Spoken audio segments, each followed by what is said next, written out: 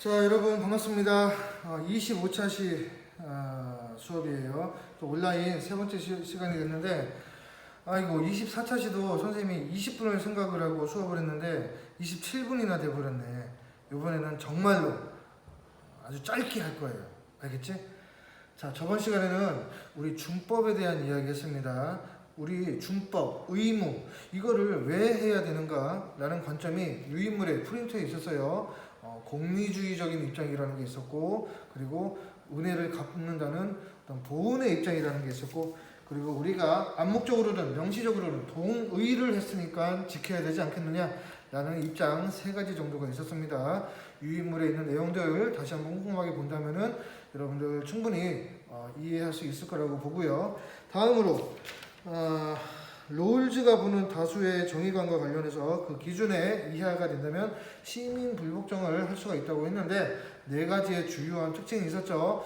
공익성이라는 게 있어야 된다는 점, 그리고 처벌을 감수할 수 있어야 된다는 점, 그리고 또 뭐였어? 폭력을 사용해서는 안 된다는 점, 마지막으로 최후의 수단이어야 된다는 점. 즉 합법적인 수단을 다 동원했음에도 불구하고 안 될 때 최후의 보루로서 할 수 있다는 최후의 수단성이라는 개념 네 가지 정도를 꼭 기억을 하라고 했습니다. 자, 그러면 오늘 사회적 소수자, 그리고 우리 사회적으로 차별받는 여러 사람들의 인권도 우리 생각해야 된다는 차원에서 교과서에서는 속된 말로 소셜 마이너리티, 사회적 소수자의 인권을 언급을 하면서 마무리를 하고 있습니다. 그래서 오늘은 사회적 차별의 대상이 되는 우리 소위 얘기하는 사회적 소수자, 그들도 우리 소중한 인간이기 때문에 인간으로서의 인권을 가지고 있어야 된다는 점 강조를 할게요. 그러면서 128부터 137쪽까지 오늘 교과서 정리가 다 끝날 것 같습니다. 됐지? 자, 그러면 지난 시간에 언급하지 못했던 여기 126쪽, 127쪽을 볼게요. 자, 126쪽 같은 경우 간디라는 사람이 인도의 옛날 좀 유명한 사람이죠. 선생님은 개인적으로 별로 그닥 그런데 하여튼 간디라는 사람이 영국이 어떤 소금법을 제정을 해가지고 영향력을 행사하니까 여기에 어떤 시민 불복종의 전형적인 예로서 이걸 좀 소금법을 거부한다는 개념으로서 여러 사람 뜻을 같이 하는 사람들이랑 어떤 행군을 해가지고 뭐 했다는 이런 얘기가 나오고 있습니다. 이거 그냥 읽어보면 될 것 같아요. 알겠죠? 그냥 넘어가면 좀 심심하니까 줄만 좀 그어보자. 자, 자료 1번. 간디의 소금법 거부 운동, 시민 불복종 운동의 전형, 대표적인 예라고 볼 수 있어요. 자, 첫 번째 줄 그어볼게. 자, 영국은 인도인의 소금 채취를 금지하고 영국이 소금을 판매해서 많은 세금을 징수하는 소위 소금법을 시행했다. 자, 이에 따라 간디는 이 소금법이 부당함을 알리고자 시민 불복종 행위를 수행하였다. 됐죠? 자, 두 번째 단락의 끝에 61세의 간디는 24일 동안 480km, 거의 서울에서 부산 정도 거리라고 볼 수 있겠네. 그 정도 거리를 걸어가지고 인도 동쪽 해안에 간디가 단디까지 걸었대요. 걸었는데 간디 일행이 지나가는 곳마다 많은 사람이 동참해서 그 숫자가 수만 명에 이르렀다.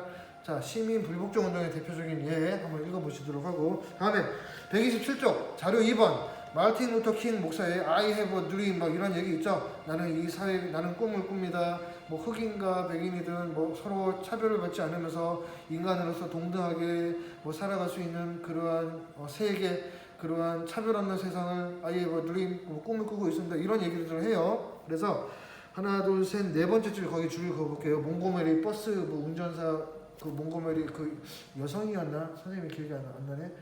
그 흑인 여성인 몽고메리가 그 흑백의 그 의석을 좌석을 차별해가지고 분리해가지고 여기는 백인만 앉고 여기는 흑인만 앉다든가 이 버스는 흑인은 못 탄다든가 라는 식으로 차별을 해가지고 거부 운동을 했던 그 얘기라고 볼 수 있어요. 자, 1955년에 시내버스 이용의 흑인 차별 대우에 반대해서 5만 명의 흑인 시민이 참가한 몽고메리 버스 승차 거부 운동을 비폭력적으로 이끌어 승리하였다. 이 정도로 하고 있네. 자, 공통적으로 시민 불복종 운동이라는 점이 공통점이고요.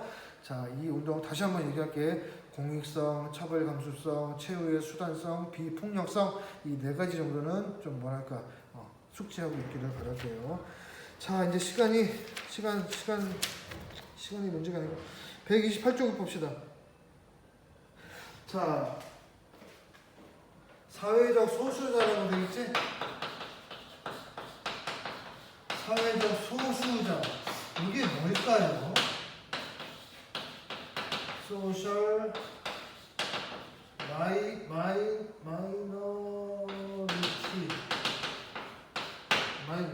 마이너리티 사회적 소수자가 뭘까 과연?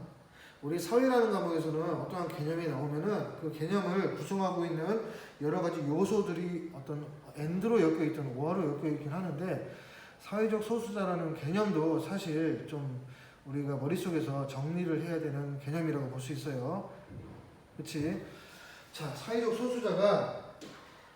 소수자이기 위한 네 가지 기본 조건이 있습니다. 이 네 가지 조건은 서로 and로 엮여 있습니다. 즉, 이 네 가지 중에 하나라도 없다면 그 사람은 사회적 소수자가 아니라고 볼 수 있는 거예요. 자, 종류가 많은데, 자, 첫 번째, 거기 128쪽에 왼쪽 하단에 적으면 됩니다. 첫 번째 조건, 식별 가능성이 있어야 된다. 자, 식별 가능성. 우리가 눈으로 딱 봤을 때, 아니면 우리가 사용할 수 있는 여러 가지 감각 기관들이 있지. 눈, 코, 입, 귀, 들리는 거, 냄새 맡아지는 거, 아니면 입으로 느껴지는 그 무엇, 촉감, 느낌, 그런 식으로 봤을 때, 쟤네는 우리랑 좀 다르네. 쟤네는 우리랑 좀 다르다는 그 식별이 가능해야 되는 겁니다. 첫 번째 조건. 자, 두 번째 조건은 이 식별 가능한 요 사람들이 권력이라는 이 힘을 가지고 있어야 될까, 가지지 못해야 될까? 그렇지. 이거를 권력의 열세라고 합니다.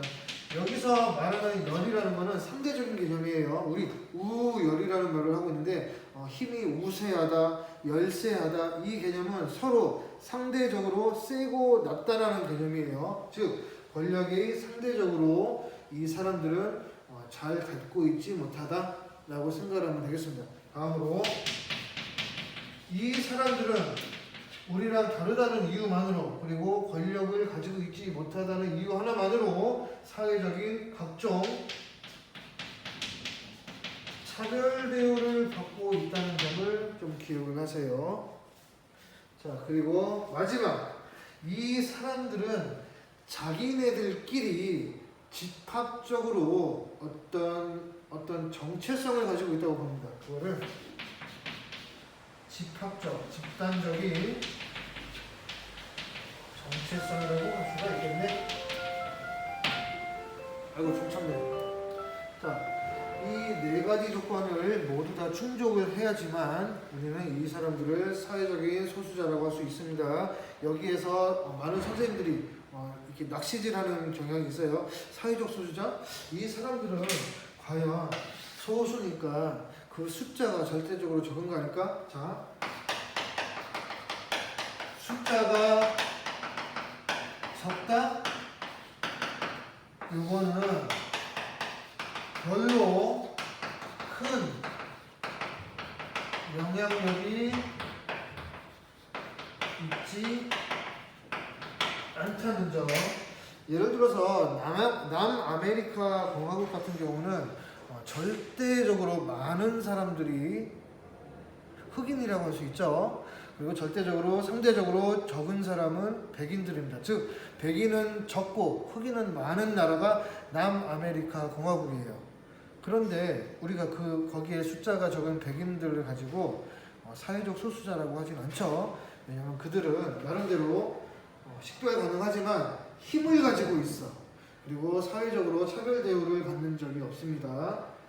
물론 집단적 정체성이 있는지 없는지 모르겠지만 중요한 거, 이 네 가지 중에 하나라도 결여되어 있다면 그 사람들은 사회적 소수자가 아니라고 할 수 있는 거예요. 됐지? 자, 그러면 이것을 근거로 해서 여러 가지 지난 시간에 과제를 못 냈네. 그러고 지난 시간에 과제는 선생님이 온라인에 그 영상 올리면서 부가적으로 하면 되고, 생각합니다. 지금 이거 과제를 드릴게요. 과제는 뭐냐면 여러분들이 생각하고 있는 사회적인 소수자가 있을 겁니다. 이 사회적인 소수자의 유형을 제시를 좀 해주세요. 즉 이 사람들이, 내가 생각하는 사람들은, 이 사람들은 사회적 소수자라고 생각합니다. 왜냐하면 이러한 네 가지 조건에 미추어 봤을 때 다 충족하기 때문이다. 즉 요거를 근거로 해서 사회적인 소수자의 유형, 대표적인 유형이 어떠한 사람들이 있는지 여러분들 좀 고민들을 하고 거기 과제 제출방에다가 제시를 좀 해주시면 좋겠습니다. 알겠지? 자, 그러면 첫 번째 줄부터 줄 그음으로 시작을 할게요. 자, 사회적 소수자 동그라미 딱 치고, 신체적 또는 문화적 특징 때문에 사회의 다른 구성원에게 차별 동그라미, 차별받기 쉬우며 차별받는 집단에 속해 있다는 의식을 가진 사람들의 집단이다. 차별이 뭔지 알죠? 선생님이 과거에 이미 설명한 적이 있습니다. 차이라는 개념이 있었고, 차별이라는 개념이 있었고, 정당하게 행하는 구별이라는 개념이 있었습니다. 이 정도를 기억하고 있으면 여러분들 엄청 똑똑한 거예요. 정말로. 맞죠? 프라이드, 자존심을 가질 수 있도록 하고요. 자, 시간 관계상 금방 얘기할게. 우리 사회에는 엄청나게 다양한 문제들이 있습니다. 그러한 사회적인 문제들은 가만히 내버려두면 안 되고 당연히 어떤 혼신을 다해서 해결을 해야 될 겁니다. 자, 여기에 대한 논리 메커니즘 선생님이 설명한 적 있어요. 어떤 사회 문제가 되는 원인, 그리고 그 결과가 있을 때 이 원인이든 결과든 무조건 두 가지 차원에서 접근하고 제시를 하고 얘기했습니다. 개인적인 차원, 그리고 사회 전체적인 차원, 미시적인 차원, 거시적인 차원이라고 설명을 했었던 적이 있었어요. 자, 사회적 소수자 문제도 마찬가지로 이 문제는 우리가 다방면으로 해결을 해야 되는 문제가 아닐 수 없습니다. 이 부분도 원인, 결과 양 둘 다 개인적인 차원, 어떤 집단적인 차원으로 쪼갤 수가 있는데, 자, 하나, 둘, 세 번째 단락. 세 번째 단락에 보면은 사회적 소수자가 경험하는 그 말이 있지? 그 밑에 줄을 보면은 동그라미 1번 해놓고 미시라고 적으세요.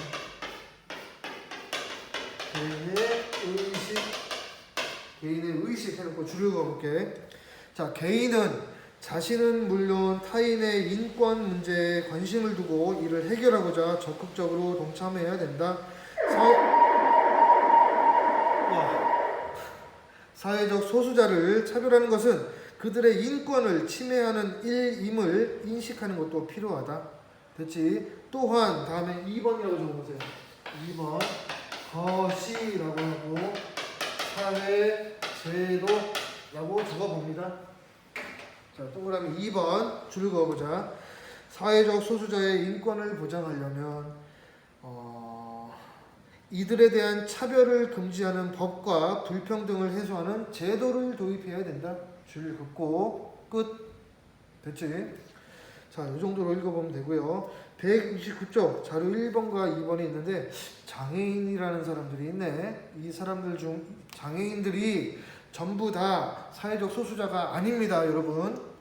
장애인들 중에는 사회적 소수자들 있지만 사회적 소수자가 아닌 경우도 있어요. 이 근거를 통해서 한번 살펴봐야 됩니다. 예를 들어서 스티븐 호킹과 같은 그 장애를 가진 유명한 과학자는 우리가 그 사람을 두고 사회적 소수자라고 안 합니다. 알겠죠?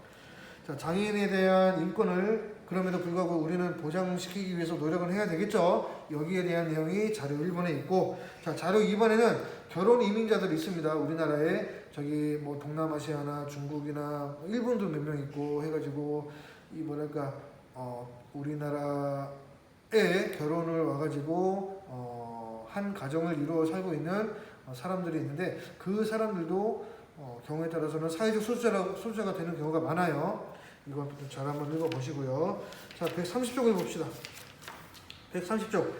우리 청소년들의 노동이라든가 인권과 관련해가지고 엄청나게 많은 안 좋은 일들 여러분들 뉴스를 접하든 아니면 친구들의 경험을 통해서 들어본 바 많을 거예요.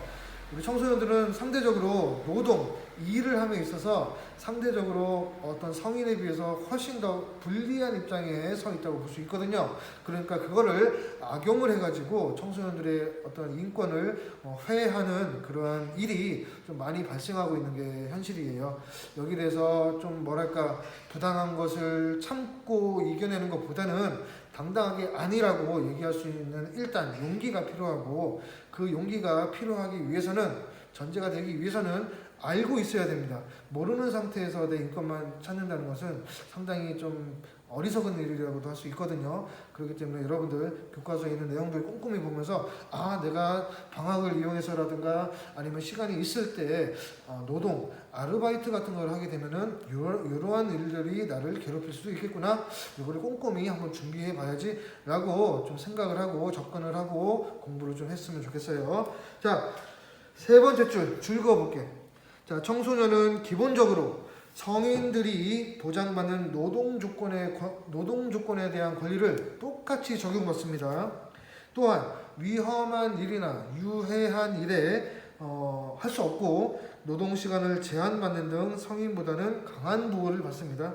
그리고 별표를 쳐보고, 이러한 권리를 제대로 보장받으려면은 아르바이트를 시작할 때 계약서 얘기 나오겠지. 그래, 근로계약서 동그라미 치고 쓰는 것이 중요하다. 근로계약서는 가급적이면은 의무적으로 쓰세요. 나중에 무슨 일이 발생했을 때 어떤 그거를 방지하기 위한 훌륭한 보험이라고도 볼 수 있는 거예요. 자, 그러나 많은 청소년이 근로계약서를 쓰지 않고 일하거나 최저임금, 우리 지금 노동부랑 노사 측에서 지금 최저임금 협상을 하고 있는데 상당히 파행을 걷고 있다고 해요. 난항을 거듭하고 있다고 하는데, 오늘 2020년 지금 현재 우리 최저임금 얼마인지 아시죠? 8,590원 이 정도 최저임금 받지 못하는 등 부당한 대우를 받고 있다라고 있는데, 최저임금이 얼마인 정도도 당연히 알고 계약을 해야 된다는 거. 실제로 선생님도 재작년 2018년에 어떤 학생이 고3 졸업을 하면서 아르바이트를 했는데 최저임금의 수준에 미치지 못한 상태에서 근로를 제공한 적이 있어요. 이게 선생님도 사실 마음이 아프긴 한데 각종 이상한 말들도 현혹을 하는 경우가 있거든. 자, 여기에 대해서는 나중에 다시 얘기를 해드릴게. 자, 밑에 글을 한번 읽어보고 청소년 아르바이트에서 인권 보정을 위해 알아야 할 10가지라고 딱 되어 있죠. 요거는 별표를 한 3개 정도 치고 하나하나씩 꼼꼼하게 읽어볼 수 있도록 할 거예요. 자, 1번. 만 15세 이상 근로가 가능하다. 이상하지 않아요? 만 15세 안 된 사람도 근로할 수는 있긴 있어요. 어떤 부모의 허가라든가 고용노동부 장관이 어떤 인정을 한 그런 사람들, 예를 들어서 꼬마 연예인들, 그렇지? 그런 것도 있어요. 근데 일반적으로 만 15세 이상부터 근로가 가능하다고 법에서 규정하고 있습니다. 2번. 부모님 동의서와 나이를 알 수 있는 증명서 필요하다. 자, 3번. 근로계약서 작성해야 된다. 4번. 최저임금 성인하고 똑같이 받는다. 5번. 하루에 7시간. 하루에 7시니까 월, 화, 수, 목, 금 5일 해가지고 40시간, 일주일에 40시간 이상 일할 수 없다. 자, 6번의 별표. 자, 휴일에 일하거나 초과 근무를 했을 때는 50%의 가산임금을 받을 수 있다. 그렇지? 휴일에 일하면 예를 들어서 평일날 하루에 10,000원을 벌었던 사람은 휴일에 똑같은 일을 했을 때 15,000원을 벌 수 있다는 얘기예요. 다음에 7번. 일주일을 개근하고 15시간 이상 일을 하면 하루에 유급 휴일을 받을 수 있다. 그리고 8번. 청소년은 7번도 별표, 8번도 별표. 청소년은 위험한 일이나 유해 업종에 종사할 수 없다. 9번. 일을 하다 다치면 산재보험으로 치료와 보상 받을 수 있다. 산재보험 여러분 알고 있죠? 10번. 여기로 전화해 주세요 라고 되어 있네. 이거 꼼꼼하게 읽어보세요. 여러분들 실생활하고 밀접한 연관이 되어 있을 수 있으니까. 자, 이 정도로 하고 나머지 부분은 일단 시간을 좀 봐볼까? 나머지 부분은 여러분들 엄청나게 짧은 시간에 해결할 수 있을 것 같아. 이 정도 하면 선생님이 약속 좀 약간 전차시에서 시간이 오버된 거 이 정도로 끝내야지만 좀 될 것 같네. 그럼 여러분들 시험 준비를 좀 이번에 좀 확실하게 좀 해주시고 여러분들 1시간이나 2시간 경우에 따라서 오프라인에서 시간이 있는데 그때 자료 수집 방법에 대한 이야기, 기타 등등 시험 관련 이야기 정리를 좀 해보도록 할게요. 여러분들 집에서 수업 들으려고 대단히 고생 많았습니다. 그럼 다음에 오프라인에서 봅시다. 빠이빠이. 뿅.